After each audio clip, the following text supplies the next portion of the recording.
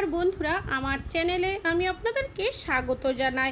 কিভাবে আপনারা খুব সহজে তাড়াতাড়ির মধ্যে গাঁটি কচুর খোসা ছাড়িয়ে নিতে পারবেন। ডিমের খোসা ফেলে না দিয়ে আপনারা কিভাবে ব্যবহার করবেন। আটা আপনারা জলের মধ্যে দেবেন কিসের জন্য, জ্বালানো ছাড়া আপনারা কিভাবে কি কাজে ব্যবহার করতে পারেন। কোল্ড ড্রিঙ্কসের বা জুসের বোতল ফেলে না দিয়ে আপনারা কি কি কাজে ব্যবহার করতে পারেন, তেমনই কিছু টিপস আপনাদের কাছে শেয়ার করব। চলুন দেখে নেওয়া যাক আজকের প্রথম টিপস। আমি এখানে নিয়েছি বেশ কিছুটা গাঁটি কচু। এখন কিন্তু কম বেশি আমরা অনেকেই বাড়িতে এই গাঁটি কচু নিয়ে আসি। অনেকেই আমরা কিন্তু গাঁটি কচু খেতে খুবই পছন্দ করি, নানা ধরনের রেসিপি বানিয়ে থাকি। তবে গাঁটি কচুর খোসা ছাড়াতে দেখবেন অনেকটাই সমস্যা হয়, আবার অনেক সময় আমাদের অনেকেরই দেখা যায় হাতের মধ্যে চুলকানিও হয়ে যায়। তবে আপনারা কি করবেন, যখনই গাঁটি কচুর খোসা ছাড়াবেন হাতের মধ্যে সামান্য পরিমাণে সরিষার তেল নিয়ে খুব ভালোভাবে দুটো হাতের মধ্যে মাখিয়ে নেবেন। তারপর আপনারা কিভাবে গাঁটি কচুর খোসা ছাড়ালে খুব তাড়াতাড়ির মধ্যে খোসাগুলো ছাড়িয়ে নিতে পারেন, তেমনি দুটো টিপস শেয়ার করছি। আমি এখানে নিয়েছি একটা ওষুধের খালি প্যাকেট। ওষুধের খালি প্যাকেটটা দিয়ে যদি আমরা এরকম করতে থাকি তাহলে দেখবেন খুব সহজেই কিন্তু আমরা গাঁটি কচুর খোসাগুলো ছাড়িয়ে নিতে পারবো। এমনকি খুব তাড়াতাড়ির মধ্যে কিন্তু আমাদের কাজটি হয়েও যাবে। আর দেখতেই পাচ্ছেন কতটা তাড়াতাড়ির মধ্যে কতটা সুন্দর এই গাঁটি কচুর খোসাটা আমরা ছাড়িয়ে নিতে পারলাম। তবে আরও একটা টিপস আমি আপনাদের কাছে শেয়ার করব। যদি আপনাদের কাছে ওষুধের খালি প্যাকেট না থাকে সেক্ষেত্রে আপনারা কিভাবে খুব সহজে ছাড়িয়ে নেবেন। আমি এখানে নিয়েছি একটা চামচ কিন্তু আমাদের প্রত্যেকেরই বাড়িতে থাকে। চামচ দিয়ে যদি আমরা এরকম করতে থাকি তাহলেই কিন্তু আমাদের গাঁটি কচুর খোসাগুলো খুব সহজেই ছাড়িয়ে নিতে পারবো। আশা করছি আপনাদের এই দুটো টিপসই অনেক বেশি কাজে আসবে।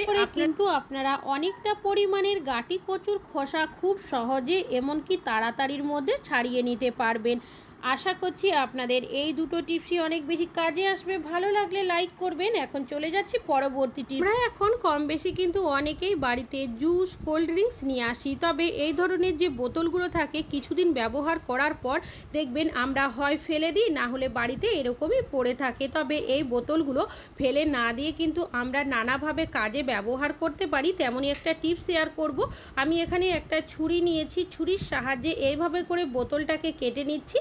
আপনারা কাঁচি, ছুরি বা যেটা দিয়ে আপনাদের সুবিধা হবে সে কিন্তু বোতলের মুখের যে সাইডটা রয়েছে এইভাবে কেটে নেবেন। আর কাজটি আমি কিভাবে করছি সেটা কিন্তু একটু ভালোভাবে দেখলেই আপনারা বুঝতে পারবেন। আর দেখতেই পাচ্ছেন আমি কিন্তু এইভাবে কেটে নিয়েছি। এবার এই যে অংশটা রয়েছে বোতলের সেটাও ফেলে দেব না, পরে ব্যবহার করব। কি কাজে আপনাদের কাছে শেয়ার করব। তো এই বোতলের যে মুখের সাইডটা বাড়তি যে অংশটা রয়েছে কাঁচির সাহায্যে আমি এইভাবে করে কেটে একটু সমান করে নিচ্ছি। এবার এটা আপনারা কি কাজে ব্যবহার করবেন সেটাই আপনাদের কাছে শেয়ার করব। তো বোতলের যে ঢাকনাটা রয়েছে সেটাকে প্রথমে খুলে নেব। আমরা বাড়িতে প্রত্যেকেই কিন্তু নানা ধরনের গুঁড়ো মশলার কম বেশি ব্যবহার করে থাকি, যেমন হলুদ গুঁড়ো, লঙ্কা গুঁড়ো, ধনে গুঁড়ো, জিরে গুঁড়ো। এই ধরনের মশলা যখনই আমরা বাড়িতে নিয়ে আসি কোনো কৌটো বা জারের মধ্যে বেশ কিছুটা মশলা কিন্তু ঢেলে রাখি। তবে এইভাবে যখনই আমরা ঢালতে যাই কোনোভাবেই যদি ব্যালেন্স ঠিক না থাকে সেক্ষেত্রে দেখা যায় বেশ কিছুটা মশলা কিন্তু আমাদের সাইডে পড়ে যায়। এতে করে আমাদের কিন্তু মশলাটাও নষ্ট হয়, এমনকি আমাদের যে জায়গার মধ্যে জিনিসটা ঢালতে যায় সেটাও কিন্তু অনেকটাই নোংরা হয়ে যায়। তো আপনারা কিভাবে ঢালবেন, বোতলের যে মুখের অংশটা কেটে রেখেছি সেটা এইভাবে করে কৌটো বা জারের মধ্যে দিয়ে তারপর যদি আমরা আমাদের গুঁড়ো মশলা এইভাবে করে ঢেলে নিই সেক্ষেত্রে দেখবেন খুব সহজেই আমরা কিন্তু এইভাবে করে ঢেলে নিতে পারবো। আর এটা কিন্তু আমাদের ফানেলের কাজ করবে। যদি আপনাদের কাছে ফানেল না থাকে সেক্ষেত্রে কিন্তু এইভাবে করে আপনারা আপনাদের পুরনো বোতল দিয়ে একটা ফানেল বানিয়ে নিতে পারেন। তাছাড়াও অনেক সময় হয়তো আমরা আমাদের ফানেলটা খুঁজে পাই না বা হয়তো কেনা হয় না, সেক্ষেত্রেও কিন্তু এইভাবে আমরা ব্যবহার করে নিতে পারবো। আশা করছি আপনাদের এই টিপসটিও অনেক বেশি কাজে আসবে। ভালো লাগলে লাইক করবেন। এখন চলে যাচ্ছি পরবর্তী টিপসে। এটা হলো আমাদের বোতল নিয়ে। এই বোতলের বাকি যে কাটা অংশটা সাইডে রেখেছিলাম সেটাই নিয়ে নিয়েছি। বোতলের ওপরের যে স্টিকারটা রয়েছে প্রথমে আমি এইভাবে করে ছাড়িয়ে নিচ্ছি। এবার এই যে বোতলটা রয়েছে এত বড় কিন্তু আমার প্রয়োজন নেই, যার কারণে আমি ছুরির সাহায্যে এইভাবে করে কিছুটা অংশ কেটে বাদ দিয়ে দেব। তো এই কাটা অংশটা আমি সাইডে সরিয়ে রাখছি, পরে অন্য কাজে ব্যবহার করব। আর এই যে বোতলের কাটা যে অংশটা রয়েছে সেটা আপনারা কিভাবে কি কাজে ব্যবহার করবেন, আগে যে বোতলের সামনের অংশটা কেটে রেখেছিলাম সেটা আমি এইভাবে করে ওপরে বসিয়ে দিলাম। এবার এটা আমরা কিভাবে ব্যবহার করব, আমরা প্রত্যেকেই বাসন মাজার জন্য নানা ধরনের স্ক্রাবারের ব্যবহার করে থাকি। এই স্ক্রাবারের মধ্যে দেখবেন বাসন মাজার পরেও বেশ কিছুটা জল থাকেই। আমরা কি করি, ভিমবার সাবানের ওপরেই কিন্তু এই স্ক্রাবারগুলো রেখে দিই। এর ফলে দেখা যায় ভিমবার সাবানটা কিন্তু আস্তে আস্তে গলতে শুরু করে আর বেশি দিন কিন্তু আমরা সাবানটা ব্যবহার করতে পারি না। তো আপনারা এইভাবে করে যদি স্ক্রাবারগুলো রেখে দেন বোতলের কাটা অংশের মধ্যে, দেখবেন আস্তে আস্তে কিন্তু স্ক্রাবার থেকে জলটা ঝরে যেতে শুরু করবে আর নিচের যে বোতলের কাটা অংশটা রয়েছে তার মধ্যে কিন্তু পড়ে যাবে। পরে আপনারা এই জলটা এখান থেকে তুলে ফেলে দেবেন। আপনারা চাইলে সাইডে কিন্তু এইভাবে করে ভিমবার সাবানটাও রেখে দিতে পারেন। সাবানের মধ্যেও যদি জল থাকে আস্তে আস্তে কিন্তু নিচের দিকে ঝরে যাবে। আশা করছি আপনাদের এই টিপসটাও অনেক বেশি কাজে আসবে। ভালো লাগলে লাইক করবেন। এখন চলে যাচ্ছি পরবর্তী টিপস। এখানে নিয়েছি একটা প্রেসার কুকারের ঢাকনা। আমরা প্রত্যেকেই কিন্তু কম বেশি রান্নাবান্না করার জন্য প্রেসার কুকারের ব্যবহার করে থাকি। প্রেসার কুকার বেশ কিছুদিন ব্যবহার করার পর দেখবেন ঢাকনার মধ্যে যে রাবারটা লাগানো থাকে সেটা কিন্তু অনেকটাই ঢিলে হয়ে যায়। তখন কিন্তু এই রাবারগুলো আমরা ফেলে দিই বা বাড়িতে এরকমই পড়ে থাকে। আবারও আমরা নতুন রাবার নিয়ে আসি প্রেসার কুকারের ঢাকনার মধ্যে লাগানোর জন্য। তবে এই রাবারগুলো ফেলে না দিয়ে আমরা কিন্তু নানাভাবে কাজে ব্যবহার করতে পারি, তেমনই একটা টিপস আপনাদের কাছে শেয়ার করছি। আমি এখানে নিয়েছি বেশ কিছুটা জামা কাপড় মেলার ক্লিপ। আমরা কিন্তু জামা কাপড় মেলার জন্য এই ধরনের ক্লিপের ব্যবহার করে থাকি। অনেক সময় যেখান সেখান রেখে দিই, খুঁজে পাই না, আবার কখনো দেখা যায় ক্লিপগুলো কিন্তু হারিয়েও যায়। তবে আমরা যদি এই রাবারটার মধ্যে এইভাবে করে ক্লিপগুলোকে আটকে রাখি সেক্ষেত্রে দেখবেন সব ক্লিপগুলো একটা জায়গার মধ্যে গোছানো থাকবে।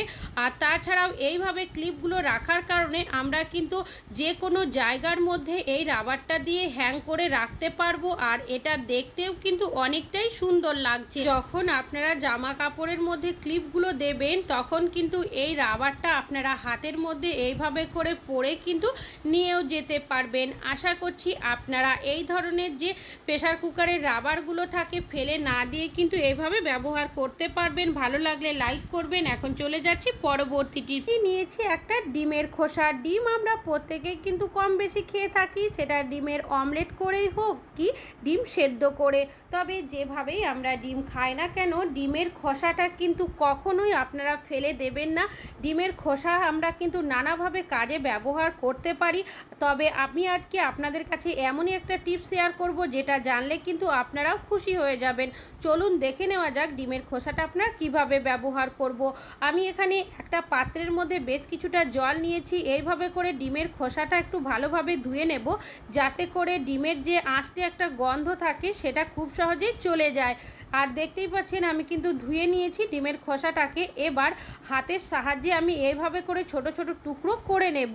এবার এই ডিমের যে খোসাগুলো রয়েছে আপনারা কিভাবে ব্যবহার করবেন, আমরা প্রত্যেকেই কিন্তু রান্নাবান্না করার জন্য গ্যাস ওভেন ব্যবহার করে থাকি। গ্যাস ওভেনটা রাতের বেলা প্রত্যেকেই কিন্তু খুব ভালোভাবে পরিষ্কার পরিচ্ছন্ন করে শোয়ার জন্য চলে যায়। তবে অনেক সময় দেখা যায় গ্যাস ওভেনের ওপরে নানা ধরনের পোকা, তেলা পোকা, আরশোলা, টিকটিকি ঘোরাঘুরতি করতে দেখা যায়, এমনকি অনেকটাই নোংরা করে দেয়। পরের দিন কিন্তু আমরা এই গ্যাস ওভেনের মধ্যে রান্নাবান্না করে থাকি আর নানা ধরনের পোকামাকড় থাকার কারণে যদি কোনোভাবে আমরা সেই জায়গাগুলোতে খুন্তি হাতা রেখে দিই আর সেই খুন্তি হাতা দিয়ে রান্নাবান্না করি আমাদের কিন্তু শরীর অসুস্থ হয়ে যাওয়ারও সম্ভাবনা অনেকটাই থাকে।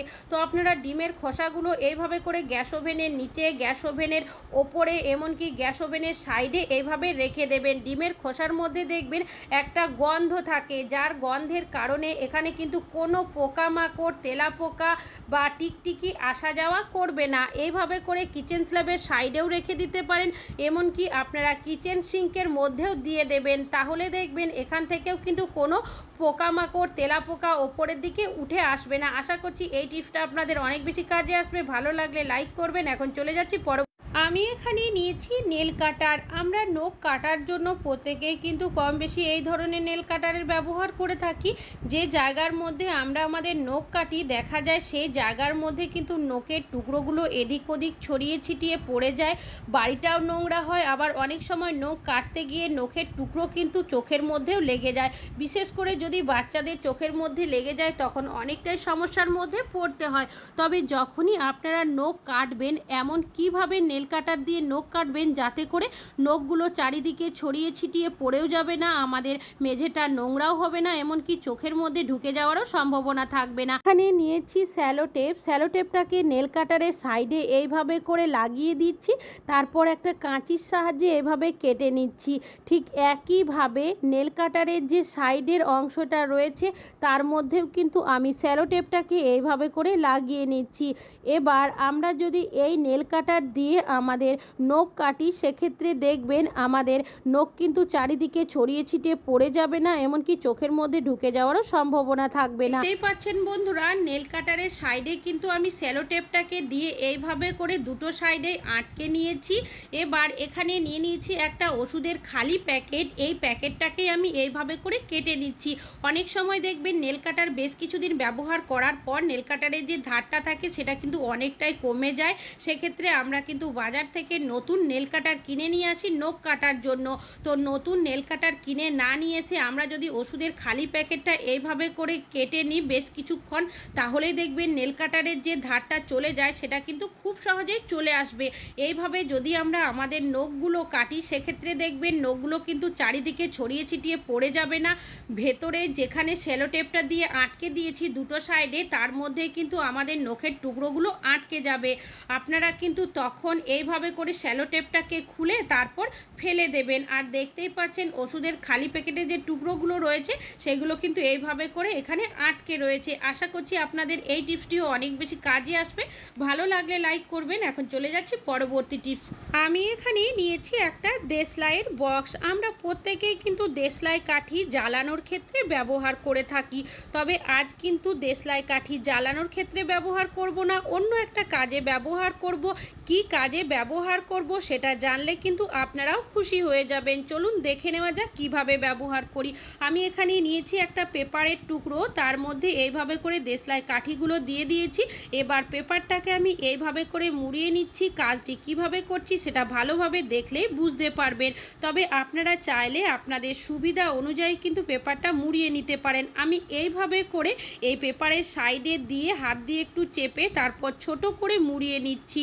আর দেখতেই পেলেন যে কিভাবে কাজটি করে নিলাম। আপনারা চাইলে রাবার ব্যান্ড দিয়ে এইভাবে আটকেও দিতে পারেন। এবার এই পেপারের মধ্যে আমি বেশ কিছুটা ফুটো করে নেব।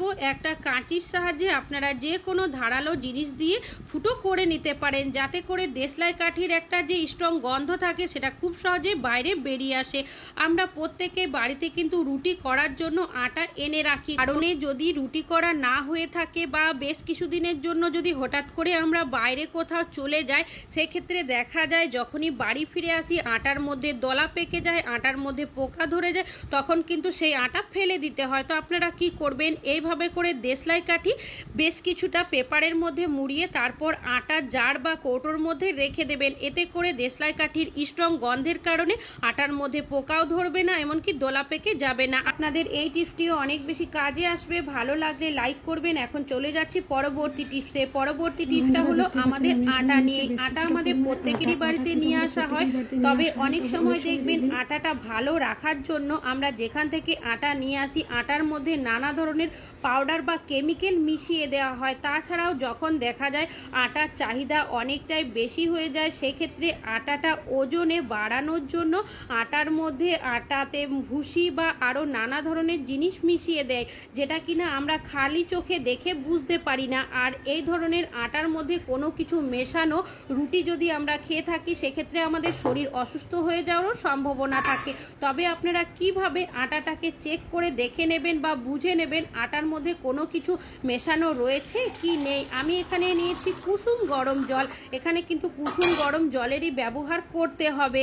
আর দেখতেই পাচ্ছেন বন্ধুরা বেশ কিছুটা জল দিয়ে দিয়েছি। এবার এই যে আটাটা রয়েছে এখান থেকে 1 চামচের মতো আটা আমি এই জলের মধ্যে দিয়ে খুব ভালোভাবে এইভাবে করে নাড়িয়ে মিশিয়ে নেব। আর দেখতেই পাচ্ছেন খুব ভালোভাবে কিন্তু মিশিয়ে নেওয়া হয়ে গেছে। এবারে এইভাবে করে রেখে দেবেন আপনারা 1 মিনিটের জন্য। 1 মিনিট পর আমি ফিরে আসছি। বন্ধুরা, আটাটা কিন্তু এখন জলের সাথে খুব ভালোভাবে মিশে গেছে, আর জলের ওপরে কিন্তু কোনো কিছু দোলাও পেকে যায়নি, এমনকি ভেসেও থাকেনি। এইভাবে যদি চেক করে নেন সেক্ষেত্রে বুঝে নেবেন ভালোভাবে আটা যদি জলের সাথে মিশে যায় তাহলে এই আটার মধ্যে কোনো কিছু মেশানো নেই, আর ওপরে যদি কোনো কিছু ভেসে থাকে সেক্ষেত্রে বুঝে নিতে হবে যে আটার মধ্যে কোনো কিছু মেশানো রয়েছে।